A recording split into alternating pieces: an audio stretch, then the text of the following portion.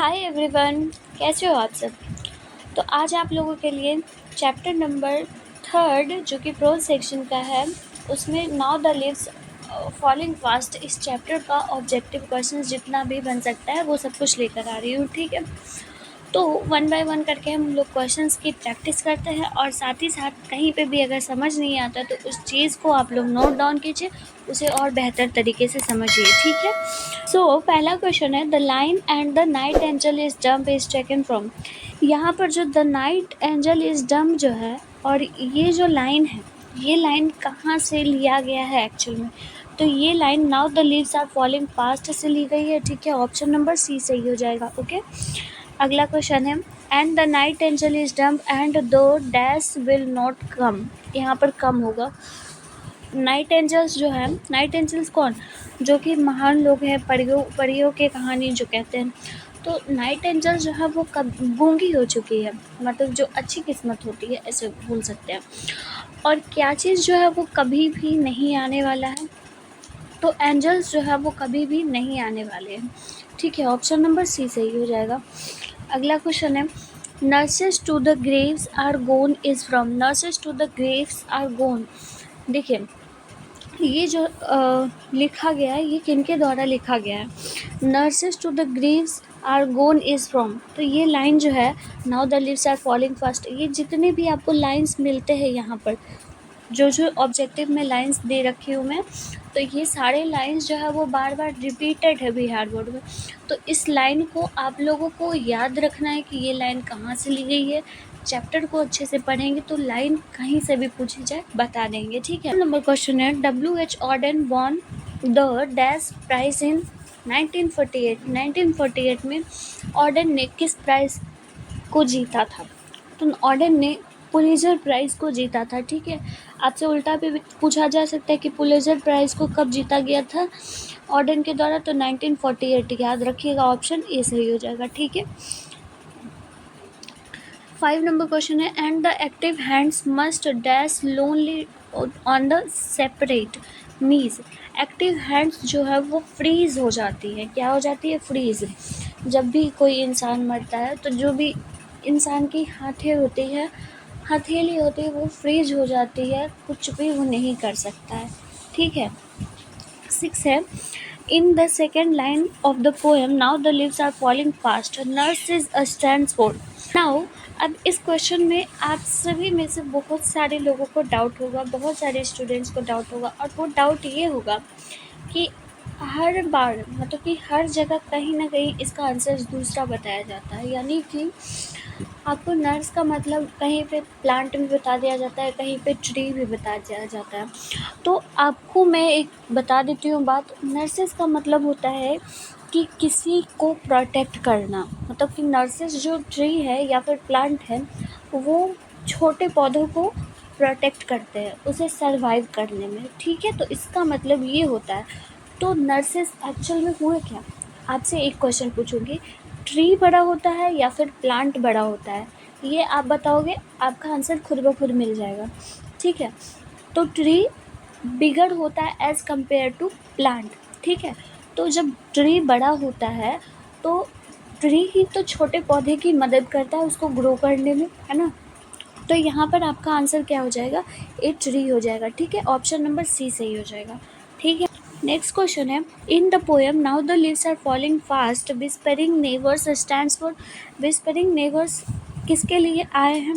तो ये आए हैं एजेंट्स ऑफ डेथ के लिए। ठीक है, ऑप्शन नंबर डी सही हो जाएगा। यानी कि विस्परिंग नेबर मतलब हुए कि जो हमारे डेथ के टाइम पर आते हैं हमें ले जाने के लिए, उसके लिए आया है। ठीक है, अगला क्वेश्चन है trolls mentioned in the poem now the leaves are falling fast are mythological creature. Trolls का मतलब यहाँ पर जो है वो तो आप जानते हो कि बहुत ही ट्रोल्स जो होते हैं वो एक बहुत ही भयानक होते हैं, लेकिन ट्रोल्स जो है वो कहाँ के हैं? तो ये स्कैंडिनेवियंस के हैं। ठीक है, ट्रोल्स जो है स्कैंडिनेवियंस में दिखे जाते हैं। ठीक है, अगला है now the leaves are falling fast is dash poem. Now the leaves are falling fast जो है वो किस तरह का पोएम है? तो ये एक पेसिमिस्टिक कम ऑप्टिमिस्टिक है। ठीक है, ऑप्शन नंबर सी सही हो जाएगा। ठीक है, ये थोड़ा ऑड है इसलिए आपको याद रखना पड़ेगा। Who has compose the poem now the leaves are falling fast? WH Auden. Option number A सही हो जाएगा।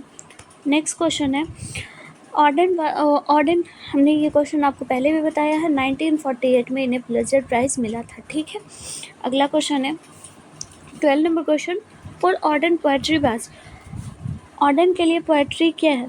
ऑर्डन के लिए पोएट्री एक सीरियस गेम है। ऑप्शन नंबर सी सही हो जाएगा। ठीक है, ऑर्डन जो है वो किस तरह के पोएट है? तो ऑर्डन जो है वो एक पोएट भी है, वर्स ड्रामेस्टिक भी है और एक सीरियस गेम। तो ऑप्शन नंबर डी सही हो जाएगा। ठीक है, नेक्स्ट है now the leaves are falling fast is.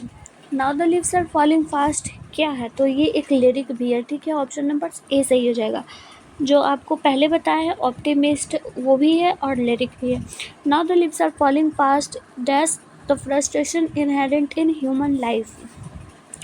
इनएक्ट्स हो जाएगा। ऑप्शन नंबर बी सही हो जाएगा। इनएक्ट्स का मतलब, इसका मतलब ये हुआ कि जो भी फ्रस्ट्रेशन है ह्यूमंस की लाइफ में, उसको जो है वो ये frustration now the leaves are falling fast इसके द्वारा हम देख सकते हैं। ठीक है, अगला क्वेश्चन है WH Auden written the poem. किस पोएम को उन्होंने लिखा है? यहाँ पर थोड़ा सा मिस्टेक है, WH Auden has written the poem, यहाँ पर ऑर्डन नहीं होगा, यहाँ पर आप लोग कर देंगे now the leaves are falling fast. Now the leaves are falling fast.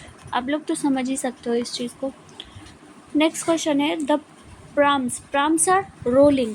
जो भी प्राम्स है वो रोलिंग है। Option number D. वो प्राम्स जो है, प्राम्स एक झूला होता है, ठीक है, जो कि बच्चों के लिए होता है। तो वो प्राम्स जो है वो जो लकड़ी का कट्ठा नहीं होता है जिस पे बच्चे खेलते हैं, उसी को बोला गया है यहाँ पर। तो प्राम्स जो है वो रोलिंग है, मतलब कि वो इधर से उधर ढूलते रहते हैं। ठीक है, तो ये एक्चुअली में डिनोट करता है हमारे एजेंट्स ऑफ डेथ को। ओके, 18 नंबर क्वेश्चन है the travellers are we dash beings moving towards our death. The travellers are we, travellers कौन है? जो हम लोग हैं travellers. We human beings moving towards our death, हम लोग जो हैं अपनी डेथ के नज़दीक और जाते जा रहे हैं। जैसे जैसे हमारी एज बढ़ती जा रही है हम लोग मृत्यु की कगार पर आते जा रहे हैं, डेथ की कगार पर। ठीक है, ऑप्शन ए सही हो जाएगा। Human life is no better than, human की जो लाइफ है वो डेथ से बेटर नहीं है। ठीक है, ह्यूमन लाइफ की जो ह्यूमन लाइफ है वो डेथ से बेटर नहीं है। Option B. Now the leaves are falling fast. Option C. ठीक है, ये सिंपल क्वेश्चन है। Trees shed their leaves in, trees जो है पत्ते जो है वो अपने पेड़ से पत्ते कब गिर जाते हैं? तो वो जब भी विंटर आता है ना, तो वो ऑटम आता है तो वो पेड़ से पत्ते गिर जाते हैं। ठीक है, ऑप्शन डी सही होगा। 22 है the dash has become dumb to see the leafless trees. Night angels जो होते हैं वो डम्ब हो जाते हैं, गूंगे। डम्ब का मतलब गूंगा हो जाना। ठीक है, ऑप्शन सी सही होगा। 23rd नंबर क्वेश्चन है dash waterfall could bless the travellers passing through. किस तरह का वाटरफॉल जो है वो ट्रैवलर्स को वरदान के रूप में मिलता है जब भी वो ट्रैवल करते हैं? तो वाइट वाटरफॉल जो है वो ट्रैवलर्स को वरदान के रूप में मिलता है। ठीक है, the falling of dash refers to the speedy arrival of death. Falling of leaves, the falling of leaves, पत्ती का जो गिरना होता है वो हमें कितने नज़दीक से हम डेथ की ओर जाते हैं उस चीज़ को दर्शाता है। ठीक है, 24 का ए ऑप्शन हो जाएगा। ठीक है, 25 है the dash of death are whispering never, the messenger of death. जो भी मैसेंजर है डेथ के वो विस्परिंग नेवर है। ठीक है, ऑप्शन ए सही हो जाएगा। ठीक है, अगला क्वेश्चन है 26 है whispering नेवर्स left and right is a line from the poem. किस पोएम से ये ली गई है लाइन?